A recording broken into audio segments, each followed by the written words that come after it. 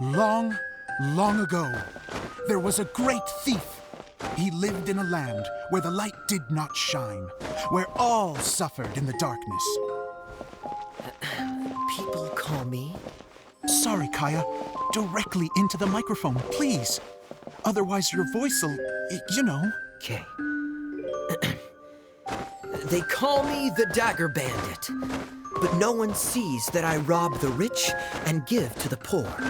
Here in the dark, evildoers run rampant in the shadows, while the good, honest folk stumble blindly on, just trying to find a way through.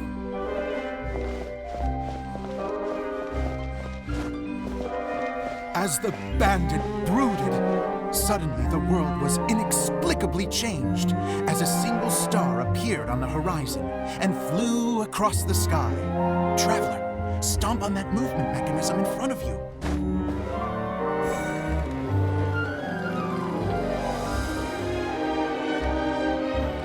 Light. A brief flash, yet enough to illuminate the world.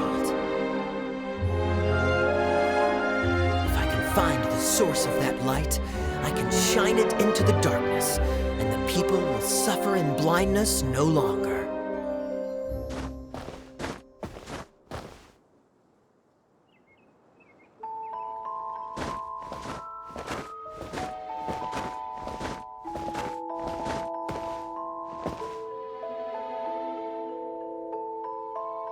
Without a moment to spare, he set off to follow the star's course. All the while, the star kept moving through the sky. Traveler, the star kept moving through the sky.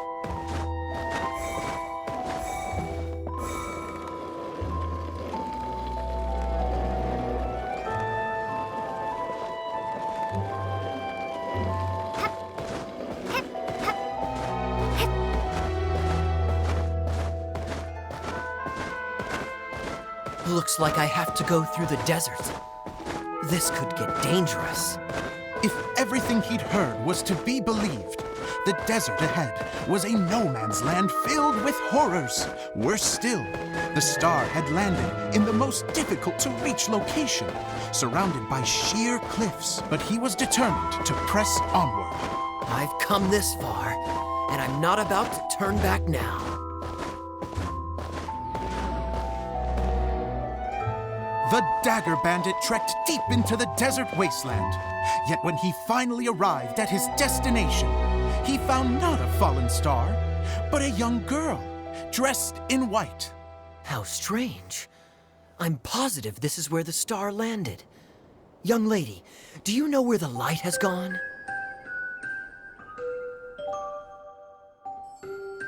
The girl replied,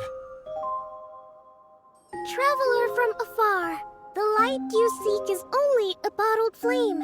But the flame has now died, and its light is long gone." A bottled flame? Yes, it was a gift from another. And so, the girl began to tell the story of how the bottle came into her possession.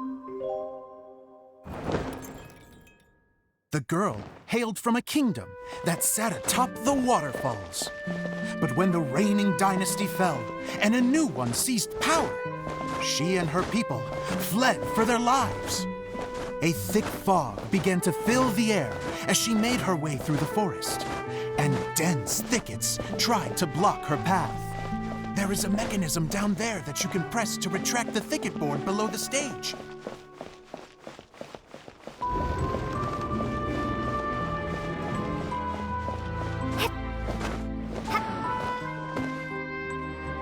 If I only had a lamp to guide me through this wretched forest, then I could survive.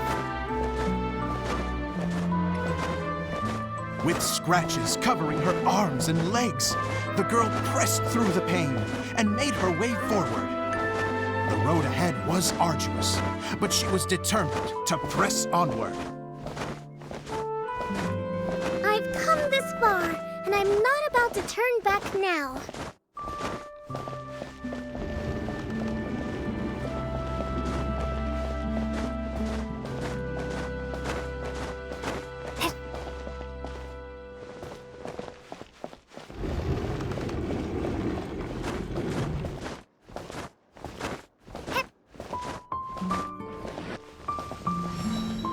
But just as she was drawing near her destination, a huge stretch of thorns and brambles suddenly came into view. Despair set in and began to weigh on her heart. If only someone could help me, I would give anything in return. The girl's heartfelt wish in her moment of desperation did not go unheard. Wait! There's no mechanism for the final thicket! I must have forgotten to check those boards. According to the story, those thickets should be gone from the stage now, right? Yes, total oversight on my part. What a pain. I can help! Traveler, catch!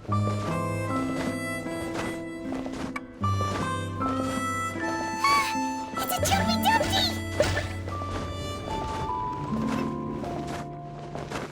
The girl's heartfelt wish did not go unheard, for a Jumpy Dumpty, who was passing by, helped to clear a path for her. Oh, thank you, Jumpy Dumpty. And so the girl continued her journey deeper into the forest. But what she found there was not a lamp, but a mage glowing with fire. So, just to clarify, it was supposed to be the mage who helped burn a path through the thicket. Save it for the end, man! The mage took pity on the girl and handed her a bottle. Then, the mage began to tell the story of how the bottle came into her possession. The fiery mage had an adventurous spirit and enjoyed taking long journeys. On one such journey, while taking rest in an oasis, she found a beautiful bottle by a crescent-shaped lake. Klee, quick, get in the light. She was an extraordinary mage with the power to grant people their wishes. She turned the bottle into a thing of equally extraordinary power. But the only place that it could make wishes come true was inside of the bottle.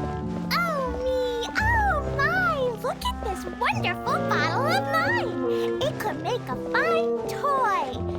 But better still, a sojourner's home. The fiery mage blew into the bottle, allowing it to grant one single wish outside its glass walls.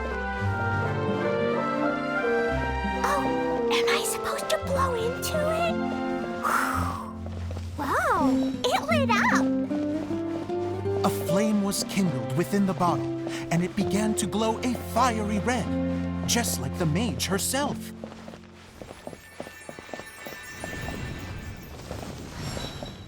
After the mage finished telling her story, she disappeared, leaving only the bottle behind. A magic bottle that can grant wishes. And I wish to leave this place and go somewhere where no one will ever find me again. And then? The bottle seemed to softly inquire.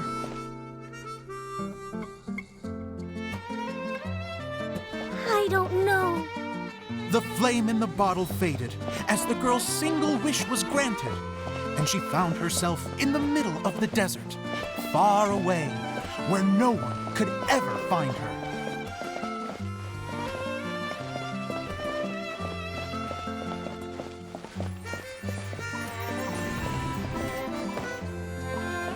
When the Dagger Bandit listened to her story, he sighed in disappointment that the flame with the power to grant wishes outside of the bottle had already died. But this doesn't make sense. If it truly granted my wish, then nobody should have been able to find me here. Maybe they shouldn't. The desert is difficult and dangerous to navigate. But I was determined to make it, no matter what. Then take this bottle with you for your trouble. It may be able to grant you your wish, though sadly, only within the confines of the bottle itself. All I wish for is light. Honoring the bandit's request, the girl wished for light inside the bottle, and sure enough, it lit up. they found that while the light was only generated within, it could nonetheless shine through the glass and reach anywhere in the outside world. Even though it doesn't burn as brilliantly as the light that shone before, this is still an extraordinary light. What will you do after I take the bottle? I don't know. Well, then maybe you should come back with me.